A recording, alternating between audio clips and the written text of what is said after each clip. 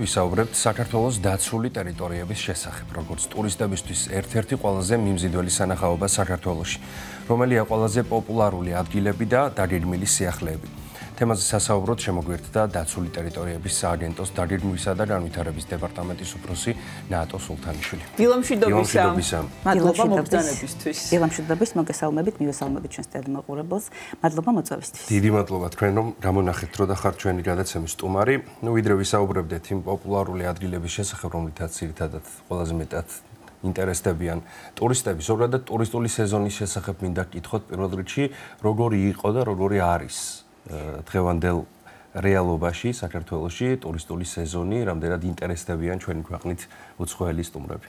კი ბატონო, სიამოვნებით ვისაუბროთ დაცულ ტერიტორიებზე და ვინაიდან დაცული ტერიტორიები ნამდვილად არის ყველა ქვეყანაში და მით უმეტეს ჩვენს ქვეყანაშიც ეს არის ჩვენი ფასეულობა, ბუნებრივი სიმდიდრე, მემკვიდრეობა, ასე ვთქვათ, რომელიც წლების განმავლობაში შემოგჭრა და ჩვენ ვალდებული ვართ, რომ ის ასევე შევინარჩუნოთ და მომავალ თაობებს გადავცეთ.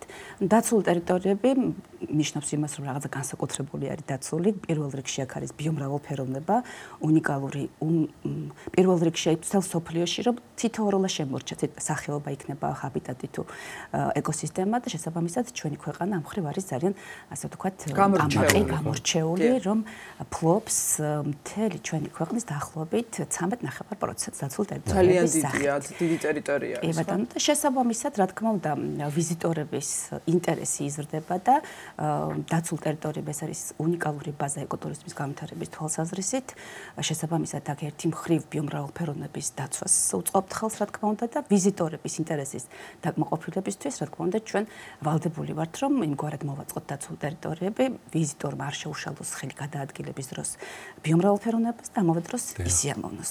ქალბატონო ნატო, დაცული ტერიტორიების საერთოდ თავიდანვე 1912 წელს შეიქმნა პირველი ლაგოდეხის სახელმწიფო ნაკრძალი, პირველი დაცული ტერიტორია. რისთვის შეიქმნა, რა მიზნით შეიქმნა და თქვენ აღნიშნეთ უკვე რომ 13%-ზე მეტი არის დღესდღეობით დაცული ტერიტორიების ფართობი საქართველოს ტერიტორიაზე და თქვათ რა კატეგორიის დაცული ტერიტორიები გვაქვს? სიამოვნებით, სწორად აღნიშნეთ პირველი ოფიციალური დაცული ტერიტორია საქართველოში 1912 წელს შეიქმნა ლაგოდეხის ნაკრძალის სახით, თუმცა საქართველოში დაცული ტერიტორიების არსებობას ძალიან დიდი ხნის ისტორია აქვს, ჯერ კიდევ მე-18 საუკუნიდან სხვადასხვა კატეგორიის დაცულ ტერიტორიებს, ასე ვთქვათ, აღნიშნავდნენ ჩვენ ისტორიულად წყაროებში, ეს არის ხატის ტყეები, სხვადასხვაგვარი ნაკრძალები, სამონადირეო მეურნეობების სახით თუ ასე შემდეგ, რომელიც ყველა ემსახურებოდა ფაქტიურად ბუნების დაცვას. რაც შეეხება პირველ დაცულ ტერიტორიას ლაგოდეხის ნაკრძალს, ეს არის კატეგორია ნაკრძალი, რომელიც რა თქმა უნდა დაცულ ტერიტორიაზე გარკვეული აქმედებები, ასე ვთქვათ, იზღუდება, მხოლოდ ის, რომ არ დავაგვიანოთ, არ ასე ვთქვათ, ხელი არ შეუშალოთ ბუნებრივ პროცესებს და არ გადავასხვაფეროთ ეკოსისტემა.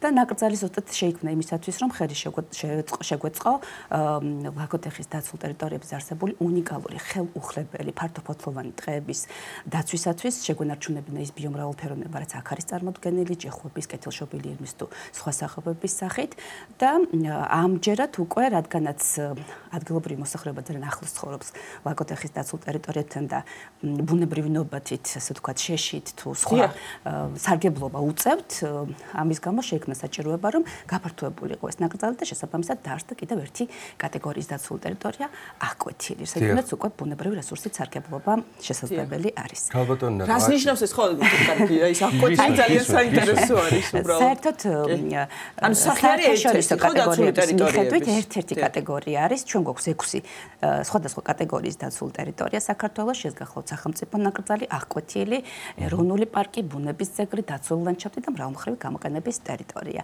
რომელიც განსხვავდება ერთმანეთისაგან ფართობით, სიდიდით, რას ვიცავთ იქ, რა სახის სახეობებია წარმოდგენილი, გავრცელებული ჰაბიტატი და ასე შემდეგ.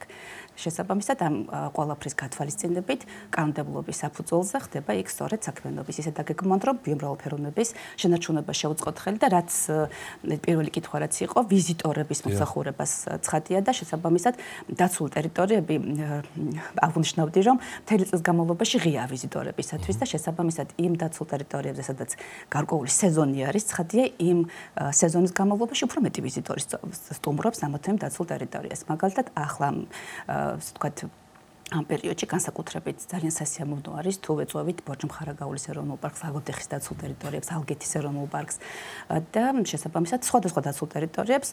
ეს არის ინტერესის მიხედვით და რის ნახვა გვაინტერესებს, რა დრო გვაქვს შემდეგ. ძალიან კარგი რამე ახსენით, სეზონს აქვს ალბათ ხომ განსაკუთრებული მნიშვნელობა, როდის არის ყველაზე გამორჩეული და ლამაზი კონკრეტული ადგილის ნახვა სეზონის მიხედვით. ნამდვილად ყველა დაცულ ტერიტორიას აქვს განსაკუთრებული მიზიდულობა, რაღაც განსაკუთრებულობა. აი მაგალითად შემიძლია გამოვარჩიო ვაშლოვანის დაცული ტერიტორიები, ადრე გაზაფხულზე და გვიან შემოდგომით არის განსაკუთრებით ლამაზი და მიმზიდველი, როდესაც ყველა სახეობა ხარობს, ასე ვთქვათ და თვალსაჩინოც ულამაზესი არის და ულამაზესი ხედებით შეიძლება დატკბეს ნახველი.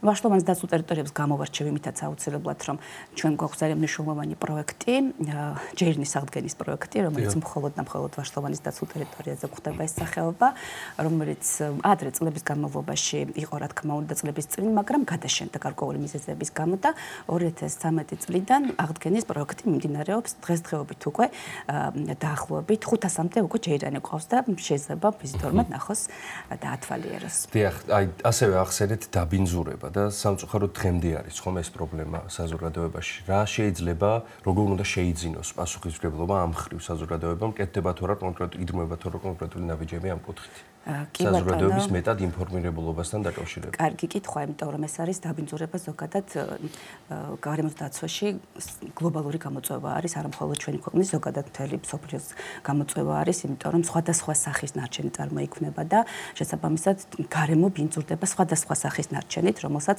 მიირთმევენ ხოლმე სამწუხაროდ ცოცხალი ორგანიზმები და შესაბამისად ლეტალურად მთავრდება. და ისედაც ტერიტორიის დაბინძურება ხელს უშლის ძალიან ბევრ, ასე ვთქვათ, საცოცხლოდ მნიშვნელოვანი სუფთა წყლის, სუფთა ჰაერის, ბიომრავალფეროვნების საკვების არსებობას, რაც ადამიანისთვის და ცოცხალი ორგანიზმისთვის ძალიან მნიშვნელოვანი არის. ამ მიმართულებით გამოყოფთი ასევე დაცულ ტერიტორიების აგენტოს ძირითადი მიმართულება არის ერთ-ერთი გარემოსდაცვითი განათლება და ცნობიერების ამაღლება, რომლის ფარგლებშიც ჩვენც და სხვა ორგანიზაციებიც გარემოსდაცვითი ძირითადად, რა თქმა უნდა, ყურადღებას ვამახვილებთ ხოლმე გარემოს დაცვის მნიშვნელობაზე, გარემოს კომპონენტებზე, რამდენად მნიშვნელოვანი არის სუფთა წყალი, სუფთა ჰაერი, ბიომრავალფეროვნება, ცოცხალი ორგანიზმები. როგორ უნდა მოვექცეთ მათ და როგორ არ უნდა დავაბინძუროთ, სად უნდა გადაიყაროს, სად უნდა განთავსდეს, ასე ვთქვათ, რა სახის ნარჩენი უნდა შეგროვდეს და მეორადად გადამუშავდეს, შეიძლება მეორადი გამოყენება მოუპოვოთ მას და ასე შემდეგ. და ამ მიმართულებით მთელი წლის განმავლობაში ძირითადი სამიზნე სეგმენტი არის ჩვენთვის სამიზნე ჯგუფი, სკოლის მოსწავლეები, პედაგოგები, რომლებსაც ვატარებთ საინფორმაციო შეხვედრებს, ტრენინგებს, სხვადასხვა აქტივობებს გარემოს დაცვის თემატიკით და დაცულ ტერიტორიების მნიშვნელობის თემატიკით. ბოლო დროს გავრცელდა ინფორმაცია, რომ თქვენმა ფოტოხაფანგმა დააფიქსირა ბოლო 20 წლის განმავლობაში უკვე მესამედ ლეოპარდი საქართველოში, მაგრამ აი კონკრეტულად სად მოხდა ესეც საინტერესო არის. კი ბატონო, მოგახსენებთ, ჩვენ საერთოდ დაცულ ტერიტორიებზე ბიომრავალფეროვნების მონიტორინგის თვალსაზრისით აქტიურად ვიყენებთ ეს თანამედროვე სისტემებს, მათ შორის ფოტოხაფანგებს. ხშირად გვხვდება სოციალურ ქსელებში და ძალიან მოსწონთ სხვათა შორის როგორც მოსწავლეებს, ასევე დიდებსაც ხადია. და შესაბამისად სხვადასხვა ტერიტორიაზე ფიქსირდება ხოლმე, რა თქმა უნდა, ამის მიხედვით ვაკეთებთ ჩვენს ანალიზს, ასე ვთქვათ, ბიომრავალფეროვნების შესახებ ინფორმაციის მოპოვებას, ძირითადი ინფორმაცია, ასე ვთქვათ, ფოტოხამაგების საშუალებით ხორციელდება, ასევე ჩვენი რეინჯერების მეშვეობით ხდება ტერიტორიის ყოველდღიური დათვალიერება და მათგან მოპოვებული ინფორმაციის საფუძველზე შემდგომ გეგმავთ სამომავლო ქმედებებს და სხვადასხვა ადგილას, ასე ვთქვათ, და ამ ბოლო დროსაც თქვენ აღნიშნეთ ახლა სხვადასხვა ცხოველი, ასე ვთქვათ, ძალიან რთულია მისი, ასე ვთქვათ, რა თქმა უნდა, დაფიქსირება, თუმცა ძალიან სასიხარულო არის, რომ ბოლო პერიოდში დაფიქსირდა უკვე ფშავ-ხევსურეთში, თუშეთშიც და შესაბამისად ხდება გარკვეული ღონისძიებების განხორციელება, მათ შორის ფოტოხაფანგების დიდი რაოდენობით დამონტაჟდა, რომ მოხდეს, ასე ვთქვათ, ინფორმაციის შეკრება. მეცნობელოდოთ ხომ აწი კადრებს. აი, გვიჩვენებს დრო ამას და დავანალიზებთ და გაცნობებთ. იცით რა არის? ჩვენ ან თვითონ საქართველოშიც ვთქვათ ადამიანთა ცნობიერება რამდენად არის ისე რომ კონდეს ინფორმაცია აი ამ დაცული ტერიტორიების შესახებ და რამდენად აქტიურად ქართველები სტუმრობენ ესეც საინტერესო არა მხოლოდ ტურისტები არამედ თვითონ ქართველები ჩვენი მოსახლეობა რამდენად არის ინფორმირებული აი ესეთი სიმდიდრის არსებობის შესახებ ჩვენი ქვეყნის მასშტაბით და ასევე ინფრასტრუქტურის შესახებაც მინდა გკითხოთ ყოველთვის საინტერესოა ხოლმე რომ როდესაც ვთქვათ მიდიხარ სადმე რომ იქ გარდა იმისა, რომ ბუნებას ნახავ და ვთქვათ რაღაც საინტერესოს გაიცნობი და შეიმეცნებ, ამავდროულად იყოს მოწესრიგებული ინფრასტრუქტურა, ამ კუთხით რა ხდება? გეთახმებით აბსოლუტურად, იმიტომ რომ როდესაც დაცულ ტერიტორიებზე ვიზიტორებისა სტუმრობისათვის ვიმზადებით, ცხადია ჩვენ გვსურს რომ იმის გამო ზუსტად პირველ რიგში რაც არის დაცულ ტერიტორიების პირველად დანიშნულება ბიომრავალფეროვნების შენარჩუნება, ზუსტად ამის გამო რომ არ დაბინძურდეს არ მივაყენოთ ზიანი და საფრთხე ბიომრავალფეროვნებას, ვცდილობთ რომ მოწესრიგებული ინფრასტრუქტურა დავუხვედროთ ვიზიტორებს, მოწესრიგებული ინფრასტრუქტურა ნიშნავს ბუნებაში მცირე ინფრასტრუქტურას, ეს გახლავთ სალაშქრობილიკები, თამდევი მცირე ინფრასტრუქტურით ეს იქნება გზის ესე ვთქვათ მანიშნებლები, საინფორმაციო დაფები, საინტერპრეტაციო დაფები, დასასვენებელი ადგილები, სარეკრეაციო სივრცეები. საკვები ობიექტი ვთქვათ იგივე. ალბათ საკვები ობიექტი, აი მაგას გამომახვილოთ ყურადღება ძალიან კარგი ესე ვთქვათ მინიშნება არის, იმიტომ რომ საკვები ობიექტი, ადგილობრივი პროდუქტი, სხვადასხვა ხელნაკეთი ნამუშევრები და ასე შემდეგ, რომელსაც ადგილობრივი მოსახლეობა ამზადებს და ვიზიტორს თავაზებს სერვისის სახით, ეს არის ძალიან მნიშვნელოვანი, რომ დაცულ ტერიტორიებიდან მიიღონ მათ სარგებელი. დაცულ ტერიტორიების პირველ რიგში, რა თქმა უნდა, სუფთა წყალი, სუფთა ჰაერი, ბიომრავალფეროვნება, საკვები და ირიბი სარგებელი მოსახლეობისათვის არის ზუსტად ეს სერვისების, ასე ვთქვათ, შეთავაზებით გარკვეული შემოსავლის წყაროს მიღება და შესაბამისად ეს სერვისი უკვე ადგილობრივი მოსახლეობის არის და რაც უფრო განვითარებულია დაცულ ტერიტორია, რაც უფრო მეტი ვიზიტორი ყავს, ცხადია, რა თქმა უნდა, მეტი შემოსავალი აქვს ადგილობრივი მოსახლეობას. სათაფლის მღვიმეში თუ ხარ გეგინ ამ რა თქმა უნდა, მე არა.